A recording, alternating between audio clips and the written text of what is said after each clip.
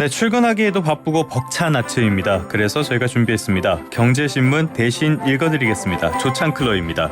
오늘도 이데일리의 김정남 기자와 함께하겠습니다. 기자님 나와 계시죠? 예, 안녕하세요. 네, 안녕하세요. 네. 언제나 첫 소식은 뉴욕 증시부터 살펴봐야겠죠. 어땠습니까? 예, 그렇습니다. 뉴욕 증시가 혼조 마감했습니다. 네. 미국을 비롯한 각국 증시가 최근 수정간 인플레이션 시기를 겪고 있는데요. 그렇죠. 그만큼 이제 중앙은행들의 통화 정책이 증시에 미치는 영향력이 상당합니다. 네. 그러니까 간밤에도 마찬가지였는데 닐 카시카리 미니애폴리스 연방준비은행 총재가 밀컨 컨퍼런스에 나와서 기준금리 인상에 대한 질문을 받고 배제할 수 없다고 답하면서 기준금리 인하 기대감이 약간 위축이 됐습니다. 예. 이로 인해서 다우지수는 0.08%, S&P 500 지수는 0.13% 각각 오르는데 그쳤고요. 예. 나스닥 지수는 0.1% 하락했습니다. 그 최근에 파월 의장이 인상은 없다라고 이야기를 했었는데 또 다른 이야기가 나왔네요. 카시카리가 도대체 구체적으로 어떤 이야기를 했습니까? 네, 카시카리 총재가 이렇게 얘기했습니다. 현재 가장 유력한 시나리오는 디스인플레이션, 그러니까 인플레이션 속도의 둔화를 얘기하는데 이게 추가로 발생할 때까지 현재 상황을 더 오래 유지하는 것이 가장 유력하다. 디스인플레이션 과정이 순조롭게 진행되고 있다는 여러 이제 수치들을 확인해야 될 것 같다 이렇게 얘기를 했습니다. 사실 카시카리 총재는 몇 년 전만 해도 연준 내에서는 대표적인 비둘기파로 꼽혔는데 최근 수년간 이제 인플레이션이 본격화하면서 매파로 돌아선 인사입니다. 워낙 이제 연준 통화 정책의 파급력이 크다 보니까 시장이 이 하루하루 재료에 흔들리고 있는데 요즘에 몇 년 전부터 이제 고금리 장기화 higher for longer라는 말이 나올 정도로 이번 인플레이션이 길어질 수 있다는 관측들이 많아서 이 점을 장기적인 투자 포인트로 삼으시면 좋을 것 같습니다. 그러니까 지금 상황에서 유력한 거는 뭐 금리를 더 올리지 않더라도 지금 정도의 높은 금리를 오랫동안 유지하는 거라는 이야기죠. 그렇습니다. 간밤에는 애플과 관련한 소식도 있었는데요. 아이패드 프로 그리고 에어 출시했다는 소식이 있었는데 어떤 제품입니까? 애플에 대한 관심 많죠. 애플이 이제 2022년 10월 이후에 한 18개월여 만에 신형 아이패드를 공개했습니다. 이 최고급형 아이패드 프로만 좀 말씀을 드리면은 11인치와 13인치 모델 두 가지 크기로 출시를 했는데 특히 주목할 만한 점들이 좀 있습니다. 먼저 디스플레이에 유기 발광 다이오드라고 하죠. OLED를 처음 적용했다는 것입니다. 기존의 태블릿에는 이제 LCD를 사용했었는데 이번에 OLED를 처음 적용하면서 화질을 더 업그레이드를 한 것입니다. 또 이제 관심이 모아지는 게 M4라고 하는 애플 그 자체적인 최신 칩을 탑재했다는 것인데 애플은 이것을 소개하기를 강력한 인공지능을 위한 칩이라고 밝혔습니다. M4에는 그 AI의 기계학습을 가속하기 위한 애플이 가장 빠른 뉴럴 엔진을 탑재했는데요. 애플 주가는 아무래도 이제 신제품 발표 소식 때문인지 0.3% 올랐고요. 반대로 또 주목할 건 AI 반도체주를 대표하는 엔비디아 주가는 M4 소식 때문인지 한 1.72% 하락했습니다. 근데 신제품 나왔는데 0.38이면 그렇게 많이 오른 것 같지는 않은데요. 반응이 뭐 그렇게까지 뜨겁지는 않은 것 같습니다. 아무래도 애플이 여전히 AI 쪽에서 뭐 확실한 게 없다 보니까 이런 것 같은데 그렇다고 맞습니다. 봐야겠죠? 약간의 실망감도 있는 것 같고요. 그럼에도 불구하고 이제 인덱스보다는 조금 더 올랐기 때문에 또 이걸 가지고 너무 크게 실망했다 이렇게까지 해석하기는 좀 과한 것 같고요. 그렇습니다. 그냥 뜨뜻미지근하다 정도로 넘어가겠습니다. 그렇습니다. 다음 소식으로 한번 가보죠. 이번에 우리나라 이야기인데요. 정부가 이른바 유턴 기업 이런 곳에 대해서 인센티브를 주기로 했다고요. 네, 그렇습니다. 우리 정부가 한국 기업들이 해외에서 번 돈을 국내로 들여오는 이른바 자본 리쇼어링에 자본 대해서 리쇼어링? 추가 인센티브를 주기로 했습니다. 이게 통상 리쇼어링이라고 하면은 해외에 진출한 생산 시설을 이제 다시 국내로 이전한 현상인데 해외 자금이 국내로 유입한다는 점에서 자본을 붙여서 이제 자본 리쇼어링이라고 부르는 겁니다. 정부는 이미 이제 지난해 자본 리쇼어링을 유도하기 위해서 정부가 기업들에게 사실상의 감세 혜택을 줬는데 사실은 이제 2022년만 해도 국내 기업들의 해외 법인들이 이제 국내 본사로 배당을 할 때, 그러니까 다시 말해서 해외에서 본 돈을 국내 본사로 가져올 때 해외와 국내에서 보통 세금을 두 번 매기는 이중과세를 했습니다. 그런데 지난해부터는 이제 국내에서는 아주 조금만, 그러니까 구체적으로 이제 해외 과세배당금 한 5% 정도만 매기다 보니까 그 결과 이제 많은 기업들이 해외에서 번 돈을 국내로 들여왔습니다. 정부는 이제 이번에 이거에 더해서 들여온 돈을 그냥 쌓아두지 않고 설비 투자에 쓸 경우에 보조금을 지급한다든가 추가 세액 공제를 해준다든가 하는 지원을 더 해주겠다는 그런 겁니다.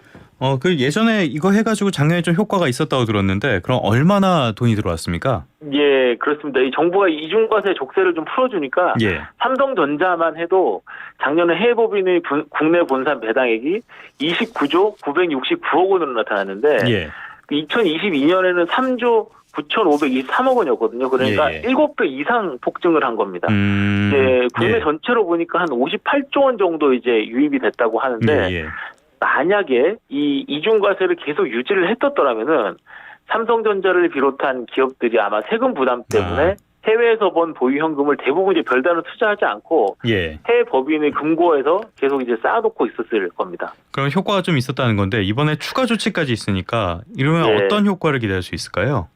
그 어제도 제가 말씀을 드렸지만 이 반도체나 전기차, 배터리 같은 라인 투자는 정말 천문학적인 돈이 필요합니다. 이럴 때 정부가 기업들을 이제 투자금의 차익 부담을 좀 줄여주는 것은 좀 바람직해 보입니다. 정부 사람들도 이렇게 얘기를 합니다. 결국은 국내 설비 투자를 더 늘려달라 이런 거다. 그래서 이제 반도체 같은 경우에는 이제 그 산업 그 자체가 아니라 점점 공급망 측면에서 국가 안보화하고 있는데 이 반도체 등의 국내 투자를 더 늘릴 수 있는 그런 효과가 있을 것으로 예상이 됩니다. 다만 이제 이번 조치는 법 개정 사항이어서 국회가 아마 이제 여야가 잘 협의해야 가능할 것 같습니다. 사실 지금 전 세계가 첨단 산업을 자국의 공급망 안으로 끌어들이려고 안간힘들을 쓰고 있잖아요. 그렇죠. 대표적인 게 인공지능이라고 할 수 있는데 이런 첨단 산업들 그리고 반도체는 뗄래야 뗄 수가 없는 관계니까 여야 논의가 잘 될 것인가 이 부분이 불안하긴 한데요. 그래도 정말 나라의 운명을 결정할 수도 있는 사안이니까 이번에 좀 긍정적인 결과가 있었으면 좋겠습니다. 반도체 이야기 조금 더 해보겠습니다. 그 유명한 고대역폭 메모리 HBM 이거 가격이 오른다고요?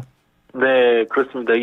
요즘 AI 트렌드 때문에 특히나 이 반도체에 대한 관심이 정말 그 어느 때보다 높아진 상황인 것 같은데 특히나 이제 삼성전자나 SK하이닉스 같은 한국 기업들이 잘하고 있는 HBM이 큰 주목을 받고 있는 것 같습니다. 이 엔비디아나 AMD 같은 이런 그 AI용 GPU라 그러죠. 그래픽 저장 장치 프로세서를 만들면서 이제 이 기업들이 크게 성장했는데 HBM 디램 같은 경우는 이제 GPU 옆에 붙어가지고 속도를 높이는 역할을 맡다 보니까 AI 시대에서 가장 필요한 반도체로 지금 꼽히고 있습니다. 그런데 그렇다 보니까 이제 HBM이 품귀 현상을 빚으면서 가격이 급등을 하고 있는데 시장조사업체 트렌드포스트에 따르면은 HBM 공급업체들과 이 수요 고객사들 간의 내년 물량에 대한 그 가격 협상이 이미 시작을 했는데 가격을 이미 한 5에서 10% 정도 인상을 하고 있다고 합니다. 그러면은 메모리 반도체 시장 안에서 HBM의 위상은 더 커질 수밖에 없겠네요. 예, 그렇습니다. 이미 HBM 판매 단가는 기존의 고급형인 DDR5 디램 같은 경우의 한 가격이 한 5배 정도 되는데 추가 인상을 하다 보면 당연히 매출 비중이 더 높아지겠죠. 디램 시장에서 차지하는. 지난해 같은 경우 한 8% 정도 됐고 올해는 한 21% 정도 될 거라고 지금 예상이 되고 있고. 디램에서 HBM 매출이 차지하는 비중이요? 그렇죠. 전체 디램 시장에서. 근데 내년에는 여기서 30% 이상으로 오를 것으로 보입니다. 그 AI에 따른 수요 전망이 워낙 이제 밝다 보니까 엔비디아 같은 이런 큰 고객사들도 이런 가격 인상을 이제 순순히 받아들이고 있는 분위기입니다. 그러니까 결국에는 공급이 부족하니까 가격이 높아져도 이렇게 받아들일 수밖에 없다. 그렇다면은 그렇죠. 우리나라 기업들 삼성전자, SK하이닉스 이쪽에는 호재가 될 수밖에 없겠네요. 그렇습니다. 얼마 전에 그 SK하이닉스의 광노정 사장이 기자간담회를 열어서 좀 이런 말을 해서 유명해졌죠. HBM이 올해 건 이미 솔드아웃 완판이 됐고 내년 것도 대부분 이제 솔드아웃 됐다고 얘기를 했습니다. 삼성전자도 이제 내년에는 올해와 비교해서 최소 이제 2배 이상 공급을 계획하고 있다 이렇게 얘기를 했습니다. 요즘 이제 증시 보면은 AI 트렌드를 반도체주가 거의 지금 이끌고 있는 모습을 볼 수 있는데 그래서 어제 한국 증시에서도 보면 삼성전자와 SK하이닉스 주가가 각각 한 4.70%, 3.70% 급등을 했습니다. 사실 초창기에만 해도 HBM은 그렇게까지 주목받는 제품은 아니었잖아요. 소위 말하는 가성비가 나쁜 제품이라서. 그런데 말씀하신 것처럼 생성형 AI가 각광을 받으면서 수요도 막 늘어나고 있는데요.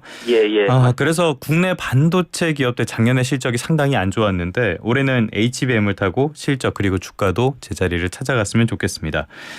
마지막 소식도 짧게 짚어보죠. 국내에서 인기를 끌고 있는 알리, 테무 이쪽에 대해서 공정위가 또 칼을 빼들었다고요. 네, 요즘 정말 너무 저렴한 가격 때문에 중국 알리, 테무 많이들 이용하시는데 네네. 공정위가 두 회사에 대한 그 불공정 약관 조사에도 착수를 했습니다. 그 국내 그 중국 온라인 쇼핑몰 플랫폼 이용자가 급증을 하면서 소비자의 개인정보가 해외에 대거 제공될 수 있다는 우려가 나오면서 개인정보 침해 여부 이걸 이제 지금 중점적으로 들여다보고 있습니다. 예를 들어서 알리 같은 경우를 보면 개인정보 국외 제3자 제공과 개인정보 해외 이전에 대한 동의가 반드시 필요한데요. 이게 이제 개인정보 유출로 이어질 수 있다는 겁니다. 이른바 이제 C커머스가 국내 시장을 빠르게 잠식을 하다 보니까 하면서 이제 소비자 피해도 잇따르고 하다 보니까 정부가 이제 전방위로 압박을 하는 그런 분위기입니다. 알리와 테무의 한국 이용자 수 보면 4월 기준으로 각각 한 858만 9천여 명, 823만 8천여 명으로 1위인 쿠팡에 이어서 각각 2위와 3위일 정도로 지금 영향력이 큰 상황입니다. 그렇게 영향력은 커지고 있는데 각종 논란이 있다 보니까 최근에는 점유율도 조금 떨어지는 것 같습니다. 네, 그렇습니다. 제가 아까 각각 2위와 3위라고 말씀을 드렸는데 4월 수치는 전월 대비해서 한 3.2%, 0.7% 각각 감소한 것으로 나타났습니다. 제 주변에도 싼 가격 때문에 많이 이용을 하는데 여러 가지 AS 문제라든가 여러 논란들 때문에 제 주변에도 많은 얘기들이 나오는 것 같은데 앞으로 이제 쿠팡을 비롯한 많은 이제 국내 이커머스 업체들이 중국에 대항해서 어떤 전략을 펼칠지 좀 주목해볼 필요가 있을 것 같습니다. 알겠습니다. 오늘 말씀은 여기까지 듣겠습니다. 지금까지 이데일리 김정남 기자와 함께했습니다. 오늘 말씀도 고맙습니다. 예, 감사합니다.